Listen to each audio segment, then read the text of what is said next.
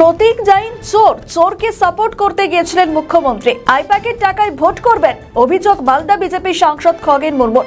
বিধানসভা নির্বাচনকে পাখির চোখ করে নয়াগ্রাম বিধানসভার নয়াগ্রাম মণ্ডলের বালিকেরিয়া দুর্গা মণ্ডপে অনুষ্ঠিত হয় পরিবর্তন সংকল্প যাত্রা, যার প্রধান বক্তা বিজেপির এসটি মোর্চার রাজ্য সভাপতি তথা মালদার সাংসদ খগেন মুর্মু। এদিন তিনি সভা মঞ্চ থেকে রাজ্য সরকারের একাধিক দুর্নীতি নিয়ে সরব হন। তিনি বলেন, দিল্লিতে নাটক করতে গিয়েছিল, আর কালকে যা ঘটেছে সেটাও নাটক। ওখানে মমতা বন্দ্যোপাধ্যায় নাটক করতে গিয়েছিলেন। আর কি বললেন শোনাবো আপনাদের। ওখানে নাটক করতে গেছিলেন, কি করতে গেছিলেন ওখানে? আর কালকে যেটা ঘটেছে ওখানে মমতা ব্যানার্জি নাটক করতে গেছিলেন, কি করতে গেছিলেন? একটা কর্পোরেট সেক্টরে একটা অফিস আছে, ওখানে হচ্ছে যে প্রতীক জৈনটা কে? প্রতীক জৈন না এলে আমি এখান থেকে যাব না। কি জন্য উনি ওখানে গেছিলেন? তিনি তো মুখ্যমন্ত্রী।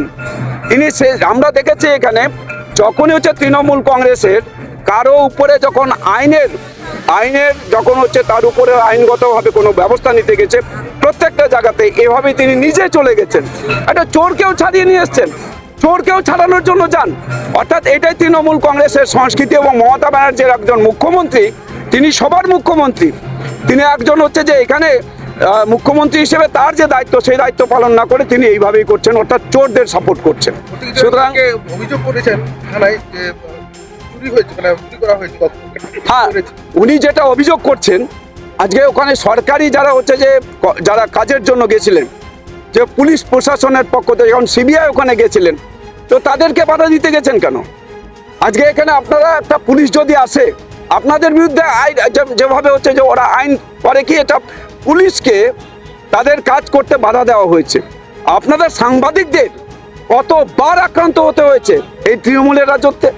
অর্থাৎ সেটা ঠিক আছে, সাংবাদিকরা আক্রান্ত হবে, তাদের মোবাইল, তাদের হচ্ছে যে ওই ক্যামেরা কেড়ে নেওয়া হবে, ভাঙচুর করে দেওয়া হবে, ওটা ঠিক আছে। আর ওখানে যখন হচ্ছে যে একটা আইনগতভাবে তারা আধিকারিক, তারা তো ওখানে তদন্ত করতে গেছেন, সেখানে ভাঙচুর করতে তো যাননি। তো সেখানে উনি গেছিলেন কেন? আসলে ওখানে চোরকে সাপোর্ট করতে গেছিলেন। মুখ্যমন্ত্রীর ফাইল নিয়ে নেওয়াটাকে কিভাবে দেখছেন? একদম এটা ফাইল, মুখ্যমন্ত্রী নিজে ওখানে ফাইল যখন নিয়ে যাচ্ছেন, কি ছিল ফাইলে? কি ছিল ওটাতে? কেন উনি ফাইল নেবেন ওখান থেকে?